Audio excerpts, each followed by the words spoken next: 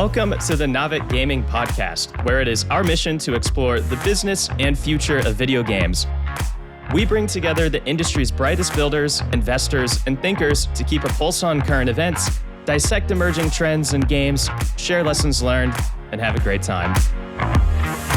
This podcast is also part of Naavik's growing ecosystem, which ranges from free and premium research to consulting and advisory services. For more information, visit www.naavik.co. Now, let's jump into the episode. Hi, everyone. I'm your host, Aaron Bush, and I'm delighted to be joined by Lucy Hoffman, who currently serves as co-founder and chief operating officer of Carry1st, Africa's #1 mobile publisher. Lucy, welcome to the podcast. Great to be here, Aaron. And I love that we decided to wear matching green tees today. Yeah, that's a special sneak peek for all of our YouTube watchers out there. Get to see us matching today. So truly delightful, but really excited to have this conversation today with you, Lucy. It's going to be a fun episode. We'll discuss the mobile gaming opportunity in Africa, dive deep into Carry1st mission and strategy, and talk about life as a founder and company builder. But first, before we jump into the weeds, let's just spend a few moments setting the foundation for those who don't know you or Carry1st at all. And maybe to start with you, Lucy, I know you spent most of your career prior to Carry1st in investment banking, and then you were chief of staff at the African Leadership Academy. Can you just quickly tell the story of how that work and what you were doing before Carry1st led you to the games industry and specifically deciding to found this company? Yeah, definitely. So I grew up in the US. As you mentioned, I started my career in investment banking at Morgan Stanley in New York and loved my time there. And I think the best thing to come out of it was that I met my now co-founder, Cordell. We were both sort of just out of university in these really, really intense jobs. And unlike him, he went a pretty traditional path into private equity. I decided to do something a little bit more risky and moved to Cape Town, South Africa to work for a startup. And that was really the start of my entrepreneurial journey. Came down and worked for a fintech, which we ended up selling in about 2 years. And then I met founder, CEO of African Leadership Academy and really loved the vision. They were trying to build really the premier educational institution for the best and brightest students across Africa. So I worked in Johannesburg for 5 years, growing that, did a little bit of work to scale into the university system. And the best part was just working with, 16 to 20-year-olds from 46 different African countries and getting to know them and really believing in the promise of the continent. But I, basically spent the better part of a decade working with founders. And about 5 years ago, Cordell called me up and he pitched me on starting Carry1st together. He was in private equity. He worked for the Carlyle Group, was instrumental in setting up their first Sub-Saharan Africa fund, moved to Lagos, Nigeria. He's originally from Sierra Leone, so back to West Africa, and started doing some, angel investing in tech startups in Africa, and realized there was just a huge opportunity in mobile content, right? It was like fast-growing, massive population of people coming online for the first time, entirely from mobile devices. You see a lot of innovation and investment in digital payments. And we just thought it was a great time to build a company that was focused on what people do when they actually get phones, right? And it's like, connect with family and friends, be entertained. That's mobile gaming. And I just got really excited about the vision. I'm somebody who, every point in my career, I've wanted to pick what I considered to be the next biggest opportunity and one where I could contribute. So, having worked with founders before, I was like, I have some ideas around how we get started, how we go from 0 to 1. Never worked in gaming, but I'm a lifelong gamer. And so just got really excited about the vision, and it's been a journey ever since. Awesome. Well, that's a really exciting story. And I want to spend some time later in the episode just talking about, again, just how you think as a founder building across this continent. But before we do that, we should probably just spend a moment telling people what CARY1st is, maybe just at a high level. Lucy, would you mind just sharing what the CARY1st mission is and maybe paint a picture of what the company looks like right now? Yeah, sure. So we're Africa's biggest mobile games publisher. We always say our mission is scaling awesome content in Africa by solving hard problems. We're a games company, we're an Africa company, and we're a problems company. So a few parts of the business, we publish games. And so we work with folks who have great IP and we help them publish across Africa. We've just started developing our own games that we will publish on a global stage. To do so, we've built out a payments platform called PayFirst. It allows our games to better monetize in the region and our gamers to be able to buy content that they love. And we've built out a really awesome and pretty unique publishing apparatus that allows us to really better understand gamers across the region, serve them, engage them, create with them. So that's CARY1st in a nutshell. Great. There's so much to unpack there. And we'll spend most of this episode unpacking the different parts of what CARY1st is building and how it all works. But before we do that, I want us to spend some time zooming out to better understand the unique market dynamics and opportunities of mobile gaming in Africa. So from a high level, I think it's easy to see why Africa poses a large opportunity, right? It has a large growing population. It's increasingly developed. It's increasingly online. But what is the state of mobile gaming in the continent now? And are there any other mobile region-specific reasons why you're excited about this opportunity? Yeah.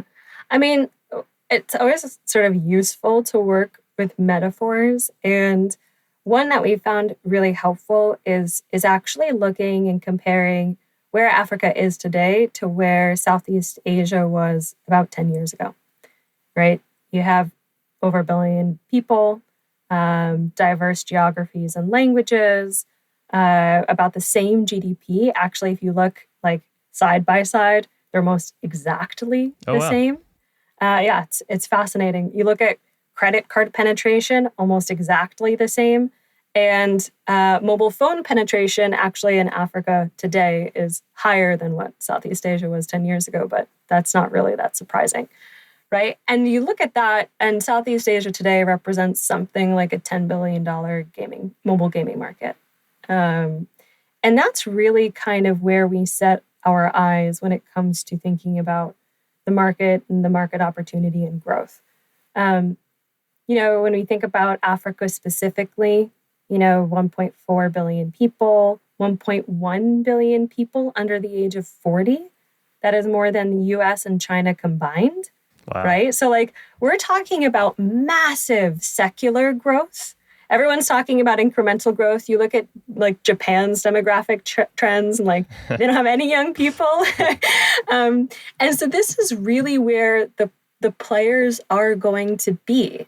And then you just think about other things, just like cultural trends, right? Like Burna Boy selling out Madison Square Garden in New York, right? There's a huge amount of sort of culture that's being created here, massive dynamic population coming online. I think it's a really, really exciting region, one that folks aren't really focused on now.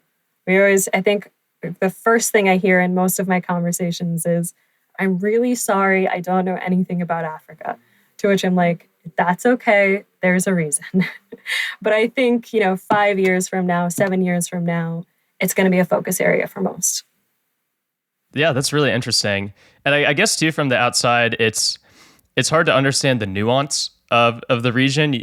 Again, it's notable to spot all of the trends for this continent as a whole and go, wow, that's really interesting. It's a big place with big opportunity, but it's also unfair to homogenize, right? Like an entire continent. So maybe we don't need to spend too much time on this, but could you maybe just unpack a little bit, beyond just Africa at a high level, one word, where are we? Where are the opportunities? What areas are you most excited about? Maybe country by country or region by region? Yeah, no, totally. So we really focus on 8 countries in Africa. And those 8 in Sub-Saharan Africa, we have Nigeria, Ghana, Kenya, South Africa. Across North Africa, you have Egypt, Morocco, Tunisia, Algeria, right? Really big markets, 500 million people there. We get something like 75% of the GDP of the continent. We think most of the mobile gaming market. And each of those places is wildly different, right? You think about cultural preferences, language, humor, it's what preferences they have in terms of games, right? There's some similarities, but that we think there's some genres that will do really well in some markets and maybe not as well in other ones. So we actually take a pretty nuanced approach within those core geos from a publishing perspective. And then from a payments perspective, they're very different. And actually, each of them requires local understanding. It requires actually a lot of infrastructure. So like underpinning our payments infrastructure is the fact that we have corporate entities across all of these countries, that we actually trade in local currency, that we understand how to move money out of the country and remit to our partners in US dollars, right? So like understanding the nuances of customer behaviors, the different sort of geopolitical trends across the continent is like extremely nuanced. I get most excited about a few markets that I think are just extremely dynamic and underserved. I think most folks have South Africa on their radar, right? It's in many ways has a lot of customers that look like tier 1 whales, right? Right. There's a lot of attention placed on South Africa. We're starting to see even like the country be better, or the players in South Africa be better served. But Nigeria, man, country of 200 million people. 200 million people. Like, it is wild. And it's super dynamic. It's very young, very engaged. The average Nigerian spends 2.5 times more time on social media than the worldwide average, right? They're online, they're consuming content, they're creating, and it's such an exciting, dynamic market. That's the one I get really, really pumped about. Awesome. Well, I could probably spend a full hour just talking about, the different dynamics of the region and such, but we should probably spend most of this episode really digging into Carry1st and more strategically and tactically how you're thinking of actually succeeding in this landscape. So maybe let's shift gears to talk about Carry1st a bit. And maybe to start, by my math, and you can correct me if I'm wrong, Carry1st has raised approximately $56 million in venture funding, including $27 million from early this year to tackle that massive opportunity in front of you that you laid out. That's a lot of money. So I'm just curious, why raise so much? What are you investing in so aggressively that needs so much funding? Yeah, it's a great question. I mean, honestly, it's been awesome to have the support of our investors. I think particularly in this climate, that they continue to believe in our vision, both in the short and the long term. Right? We talk about building the Tencent of Africa or the Garena of Africa, but to really have investors who understand what we want to achieve over the next 18, 24, 36 months has been great and really back us. So that's been awesome. I mean, as we've discussed and we'll unpack more, Carry1st is building a pretty complex vertically integrated business, right? We're not just building games. We're not just publishing games, and we're not just building a payments platform, but we're doing all of the above, right? And so, the funding goes into how do we build this PayFirst and continue to invest in its success so that we can continue to reach more players, give them the ability to buy content, and reach more partners that can see and unlock sort of the scale potential in the region, right? So that's a big part of our business and our investment going forward. Obviously, we've started building games now that we actually have a team of people with some experience building games on side. And so, investing behind that. And finally, we want to work and publish the best IP in the world. And you don't get the best IP in the world without being able to truly support its growth and have the balance sheet to do so. And so, I think having some of the support, financial support, allows us to go and really think big about the partners that we're going to work with and come to the table. Awesome. So I want to talk about the different pieces of the business, but maybe before we do that, just to have a slight tangent, what did you learn from the fundraising process? I'm curious how that experience went for you and what you took away from it and learned along the way. Man, fundraising. Fundraising is such an important activity as a founder. That sounds kind of obvious, right? But really for two reasons. One, you really have to pick your head up and understand what's going on in the industry. And actually talking to investors is really helpful, right? It makes you sharper as a founder because all investors do all day long is talk to folks, right? So come with a perspective or are asking the hard questions. And so it's really, really difficult, but I think it makes you better. The other thing we've had to learn is also to still have our own compass, right? You've seen over the last 24 months, 2021 was insane. It was like growth at all costs. How can we grow faster? Hire a 20-person Web3 team. And then, 5 months later, it was, what's your burn look like?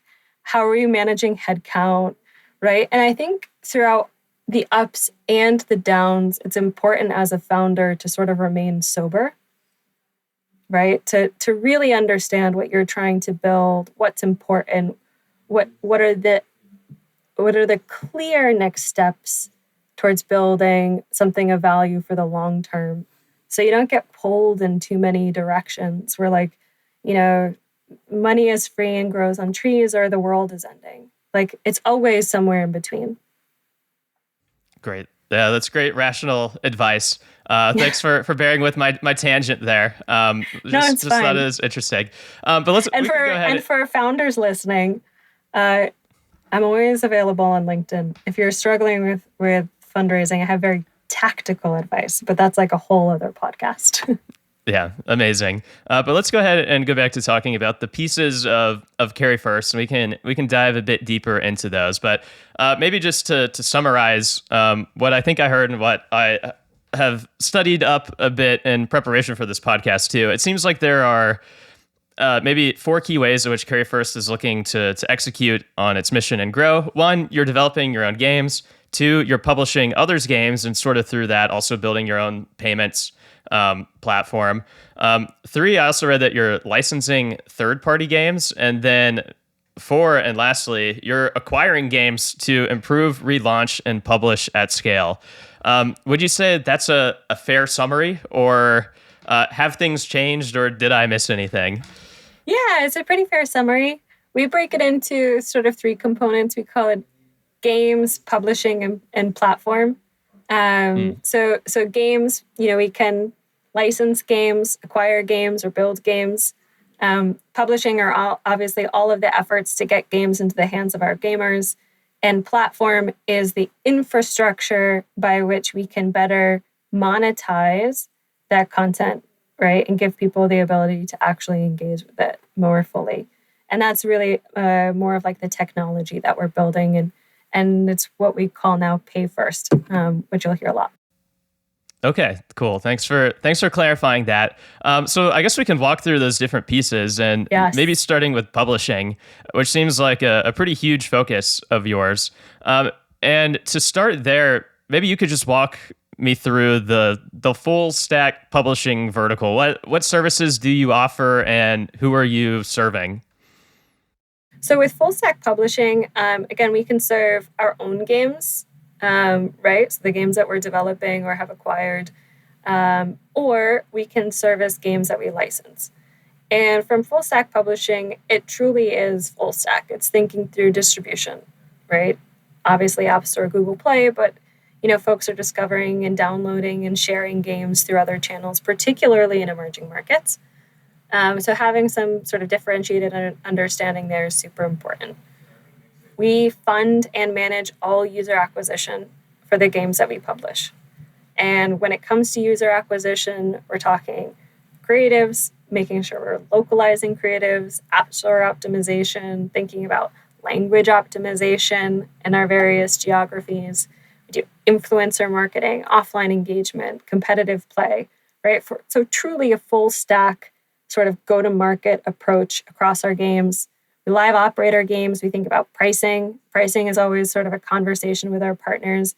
They're really strict around global pricing schemes. We can operate within that. If they're more open-minded, we can think about unique pricing within our geos, customer service, VIP management, truly, all of the activities that make a publisher. For games where we have a regional license, that publishing is limited to a certain geography. And then for games typically where we own, we publish them on the globally. Cool. And what's the snapshot of where you're at in your journey with publishing? Like, how many games do you serve? Like, what have you learned along the way as a publisher so far? Especially, I mean, you mentioned managing a lot of UA, and I imagine like the mobile gaming landscape it's changed quite a bit over the past couple of years regarding UA, and so I imagine, I mean, many companies have seen change, and I imagine you've adjusted in some way too. But how has all of this gone for you? Yeah, I would say it's been going well. And I would say accelerating now. So, there are a few games we've published. We did a partnership with Tilting Point where we published SpongeBob Krusty Cook-Off. We've published a few other games with limited success. The one that's had sort of the most traction is a game called Mine Rescue, which we published and then acquired. It was a hyper casual game. We wanted to introduce some like hybrid mechanics. So acquired it, kind of gained a little bit more control over the roadmap. And it's been really fun kind of working with that IP. Last quarter, in Q4 of 2022, we did a publishing pilot with Activision for Call of Duty Mobile in South Africa. And that was a huge success.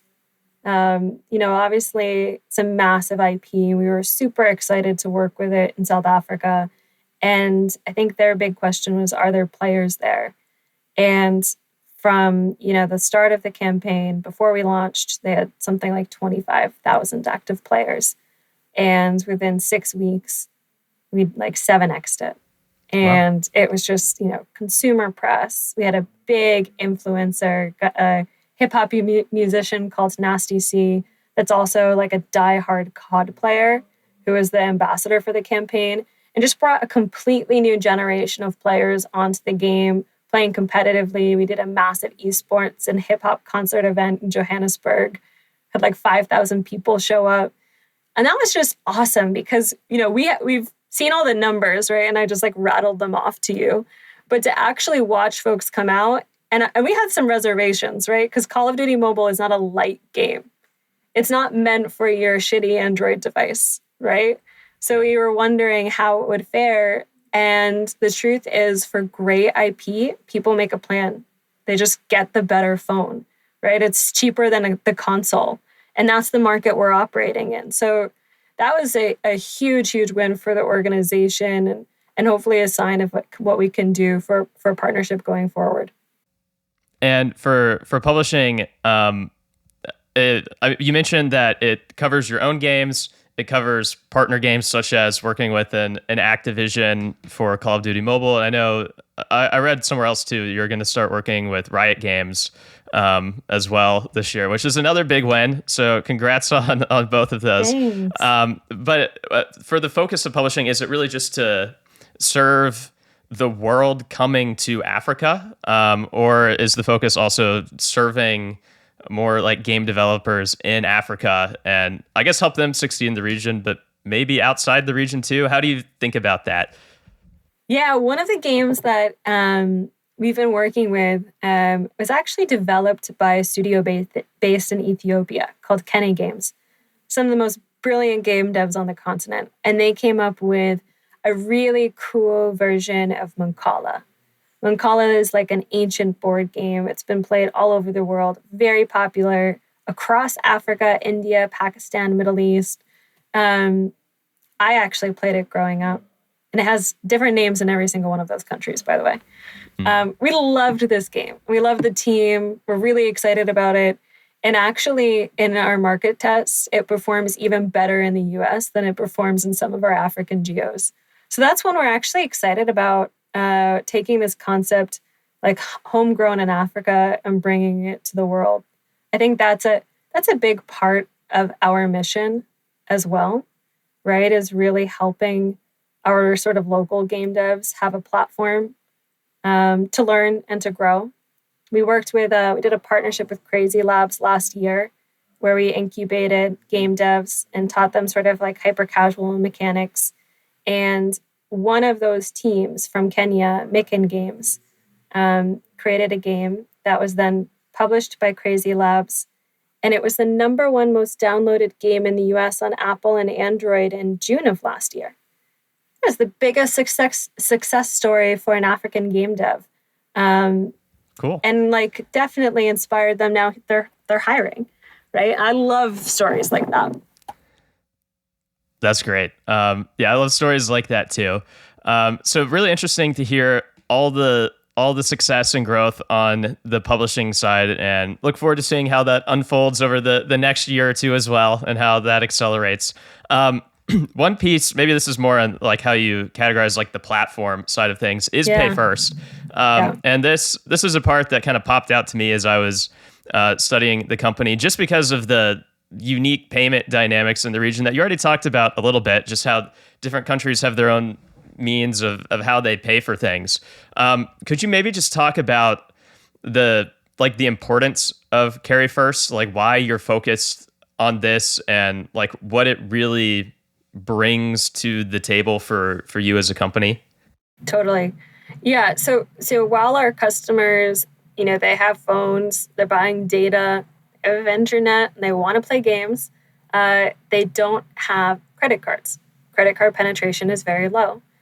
But Google and Apple basically rely on credit cards, right? So if you're downloading a game from one of those stores, it's very likely that they ask you to have an internationally compatible credit card in order to make a purchase.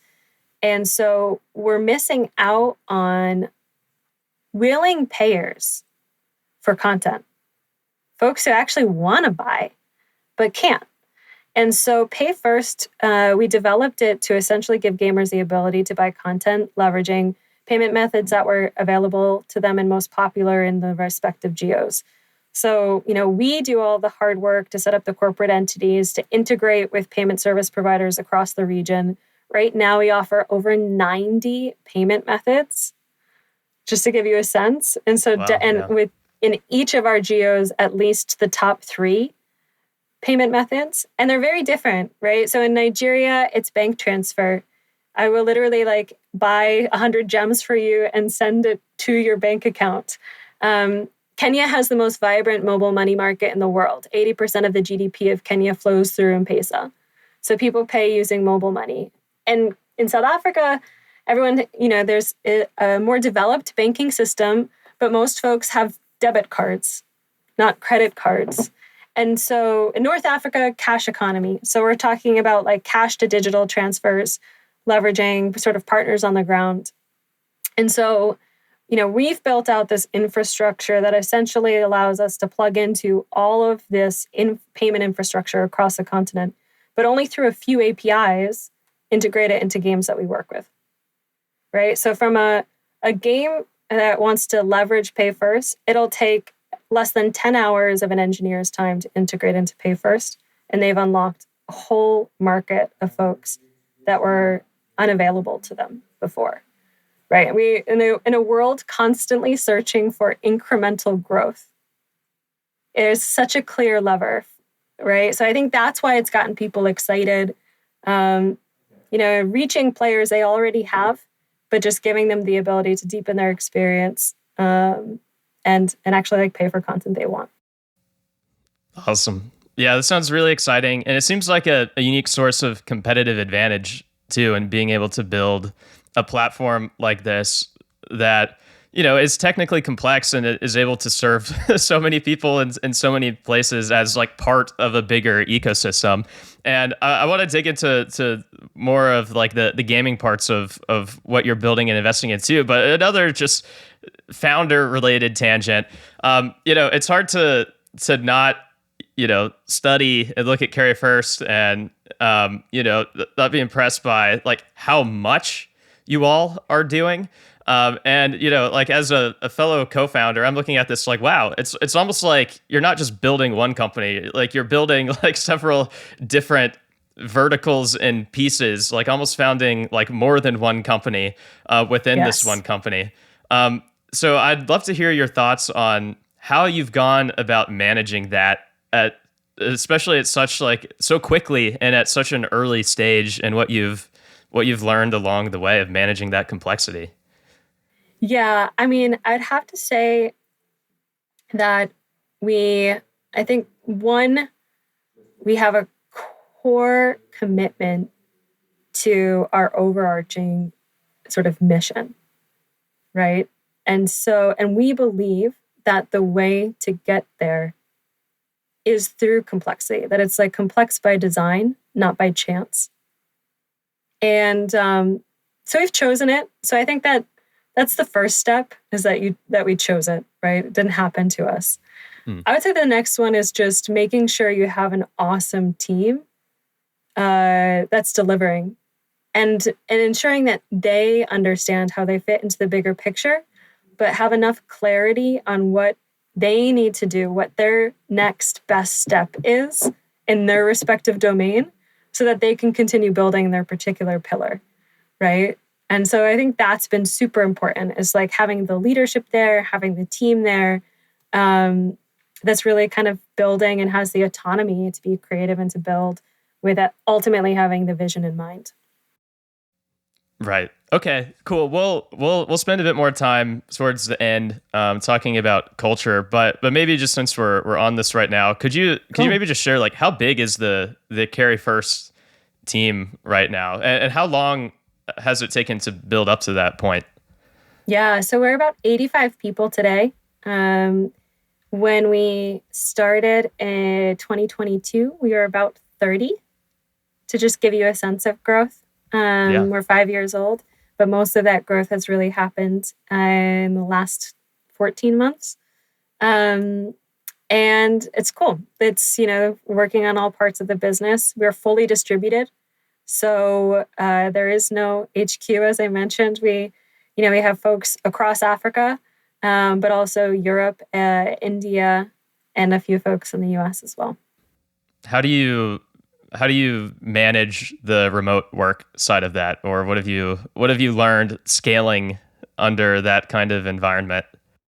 Yeah, I think routine is super important. Rituals and routine is super, super important. So we're very intentional about our weekly schedule and the time that we're taking with respective teammates and teams as a whole company together. We have company rituals. Twice a week we meet as a full company for different reasons. Some of it's business, some of it's fun.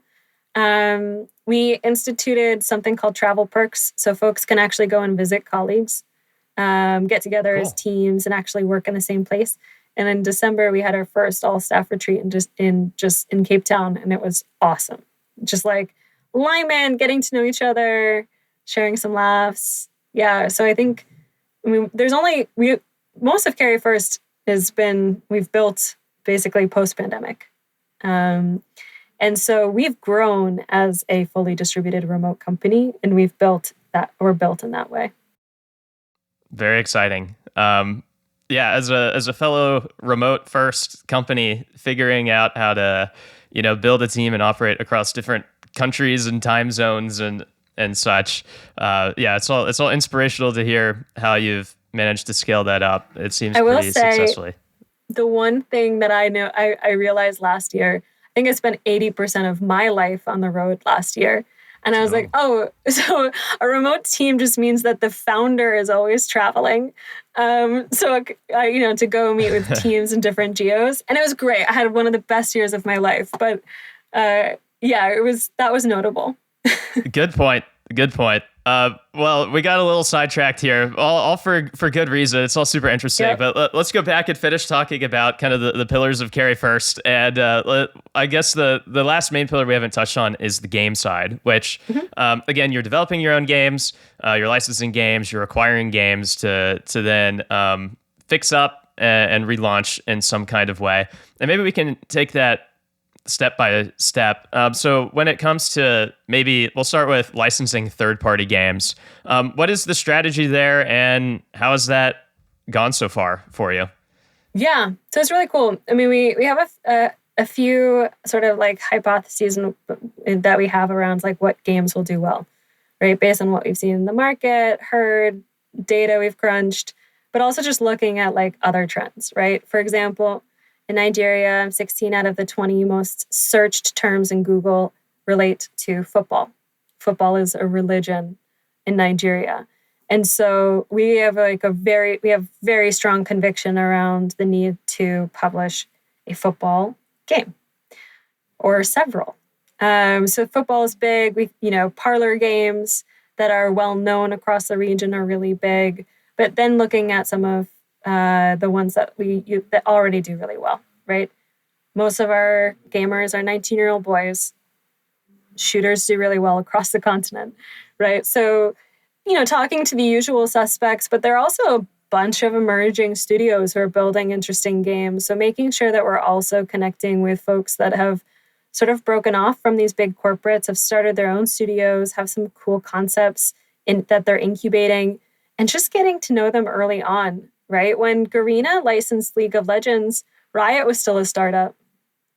And that's a great, framework for us to be thinking about, is like, what's the next League of Legends that we need to be talking about? And how can we educate them on serving emerging markets from earlier in the development?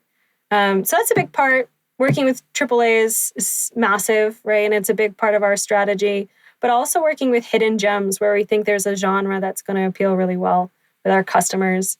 There will be some really exciting announcements over the next few months on new games that we're going to launch in the market. So I would just say stay tuned. Awesome. Sounds exciting.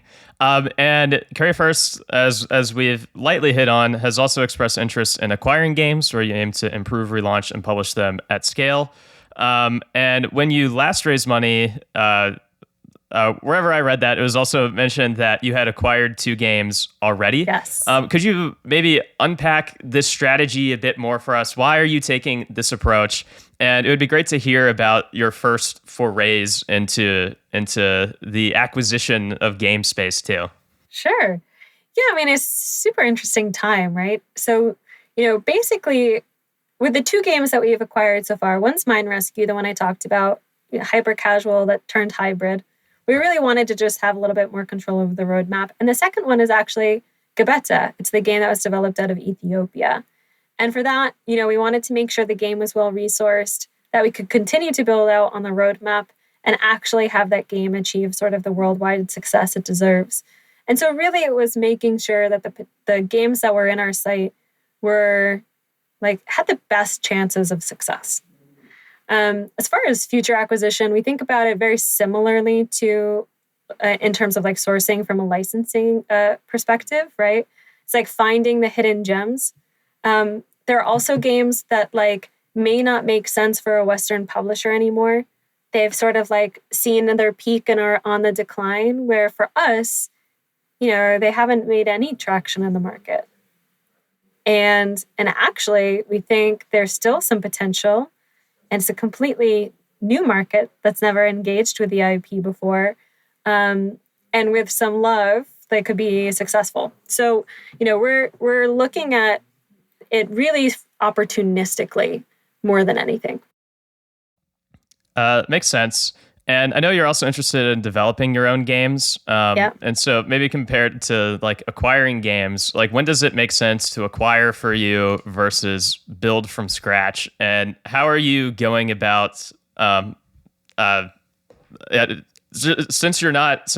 don't think any of the founders have a background in games, how are you going about building the skill sets and talent and team to be able to succeed at this across so many games in different ways?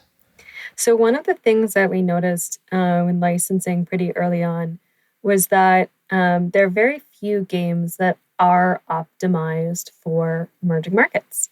No surprise there, right? Emerging markets, you're thinking about, typically pretty low spec Androids. Our market's 90% Android. Intermittent connectivity. So you have to make sure that if you drop internet for a second, your game doesn't crash. And we're, specifically for some games, right? Expensive data, limited storage.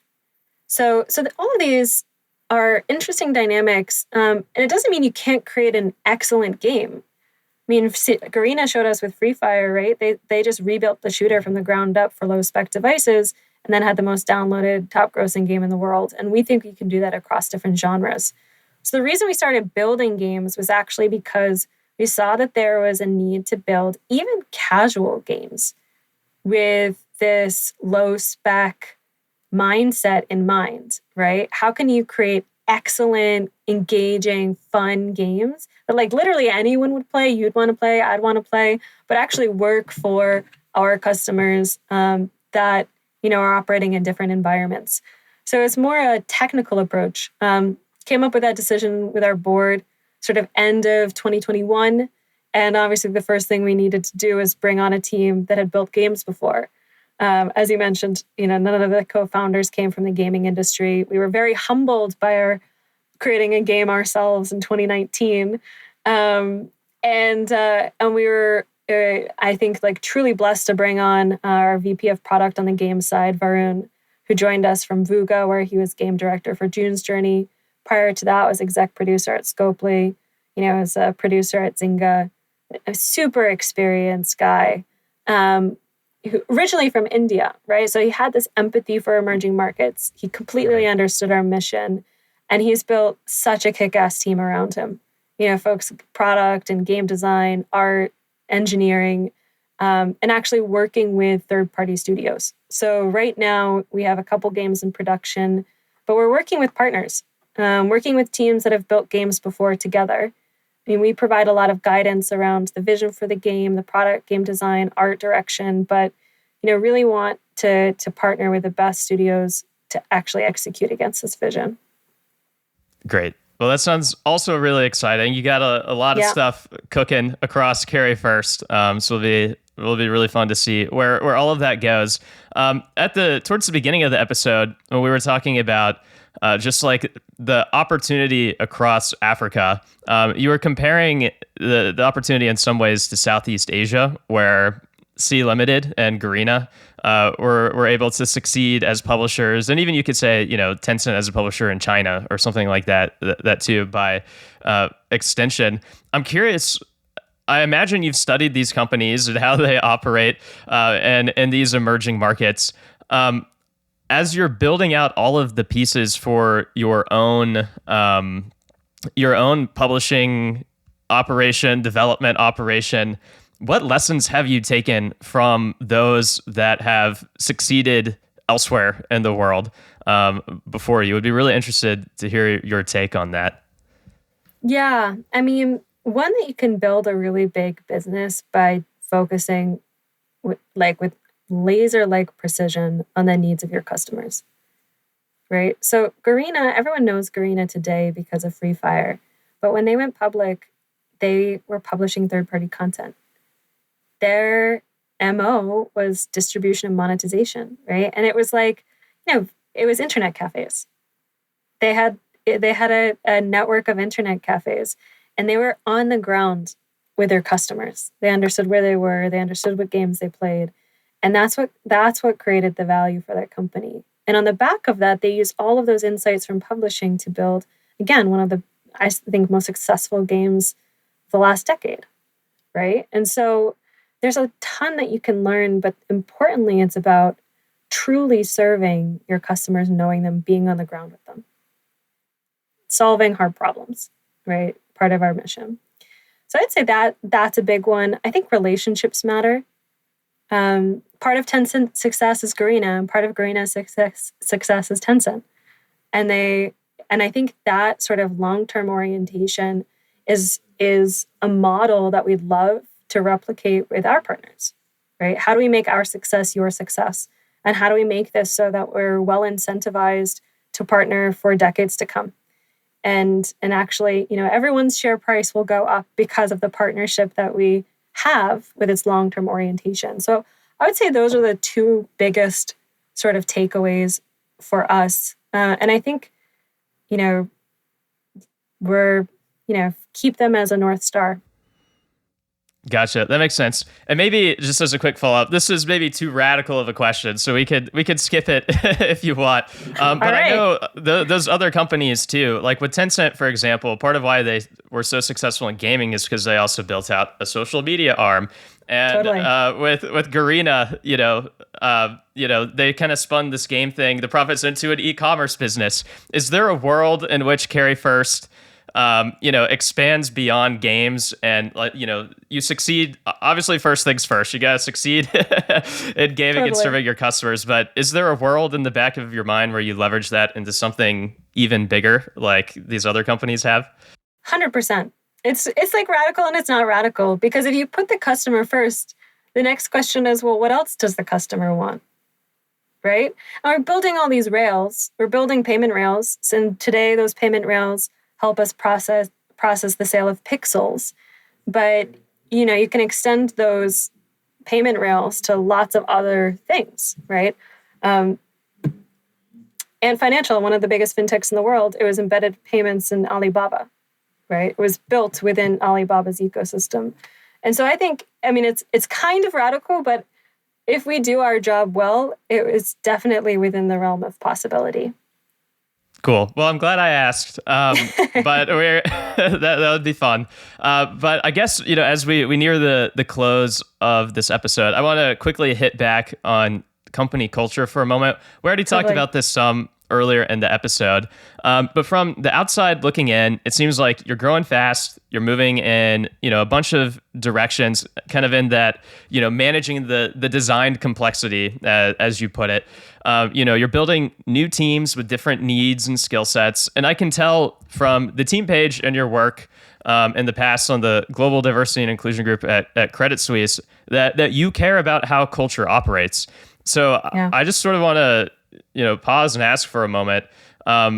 Is just like any other thoughts or lessons learned about managing company culture, especially as a remote company, especially in a new region?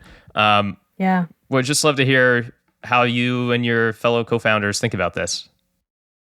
Yeah, I care deeply about company culture. It's core to who I think I am as a person. I think we spend so many of our waking hours working. And so I truly see no more important sort of mission for myself than to create an amazing place for people to spend their working hours. And so culture is really important. As you mentioned, we're super diverse, right? We're in 25 different countries. I've lost track of nationalities. But beyond that, we're really diverse from our experiences, right? You have folks who've worked their entire careers in gaming. You have folks who've worked their entire careers in payments and sort of like everything in between. And so I think there are a few things that we do to sort of keep culture top of mind. I talked about having company rituals. I talk about culture. On Mondays, we have an all hands. And this past one, I did a reflection on feedback, the importance of feedback and some rules around feedback, and talking about the importance of vulnerability with feedback. And it's really important to have these conversations out in the open, because one of the things that happens when you work in a diverse environment is you don't have a shared language, right? There's no shared assumptions of how we operate. And so sometimes we just kind of have to say, like, here's the operating system in which we're working. And have those conversations awkwardly in remote work Zoom environments where everyone's off video, right? So it's a challenge, but it's something I care a lot about. And I think it's also important that while we work hard and we put the work first, to have fun. Fundamentally, it's like, we spend a lot of time joking around. We have a good sense of humor. We do fun things together as a company, listen to music a lot, and just try to keep it light in between the grind. Great. As we come to a close here, I have two quick, we'll make them lightning round questions. One, I just wanted to ask you, beyond Carry1st specifically, is there anything else you find under-discussed or underrated regarding the African gaming market? What else should listeners be paying attention to in the region? Yeah, that's cool. I mean, I feel like esports is never under-discussed. It's usually over-discussed, but we have some really competitive players on the continent that are super underserved, right? Like you think about like server infrastructure, their ping sucks and they're still competitive. But wanting to get leagues involved, wanting to actually compete on global stage, I think that's something. It's not even core to our business, but it's something we care about and we're trying to help. Sort of help catalyze. Cool. And then finally, if anyone wants to learn more about Carry1st or follow you, where is the best place to do that? This sounds super nerdy, but probably LinkedIn. LinkedIn or Twitter at Carry1st. I almost hate to say Twitter these days, but LinkedIn or Twitter. Sounds good. Well, awesome. This has been a lot of fun. Thanks so much for joining, Lucy. It's been really insightful to hear about how you operate and how you're tackling the massive opportunities in front of you. And best wishes to you and the Carry1st team going forward. My pleasure. Thanks so much, Aaron. If you enjoyed today's episode, whether on YouTube or your favorite podcast app, make sure to like, subscribe, comment, or give a 5-star review. And if you want to reach out or provide feedback, shoot us a note at podcast@naavik.co or find us on Twitter and LinkedIn. Plus, if you want to learn more about what Naavik has to offer, make sure to check out our website, www.naavik.co.